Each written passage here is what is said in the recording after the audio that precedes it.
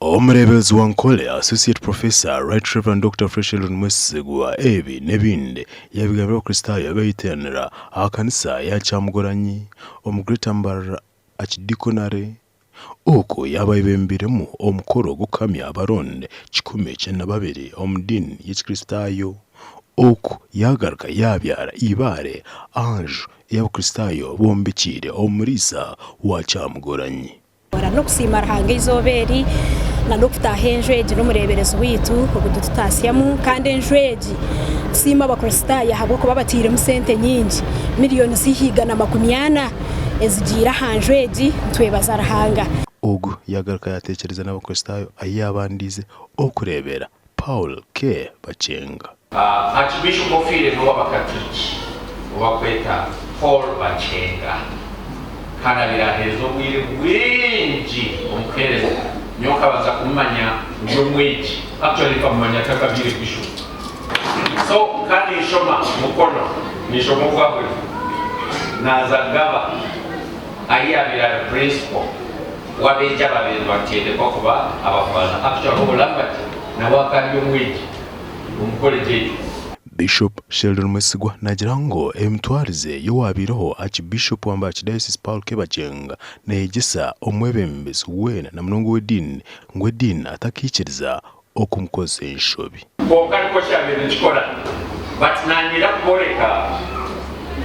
ekintu ekyo kwatana somudini n'ekikulu buli kintu kino kwirwanya ariko kusanga yo Kristaayo yo kuburengeri yo kuzunwa tajimere kandi kuzo mbindi kugira ngo kandi harakushanga ngo inokuragirwa kwatansa n'umuntu wedine ndijo no yakwayo kafiri akeri no yakwayo musara. There is a time for everything so man fuck abahamibwa omudini 12 n'abari ubutumwa obabahereza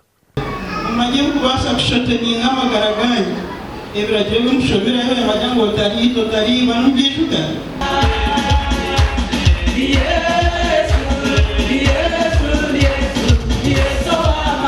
Omuganda Associate Professor Right Reverend Dr. Sheldon Mwesigwa yashaba amashomero okuma byokwerinda ebi nebinda bigamenya umwebazyo obo abugina bebembezi babeje kurwo mashomero gatarigwe gamwe agari amusingi gw'kanisa omburebers wa Nkole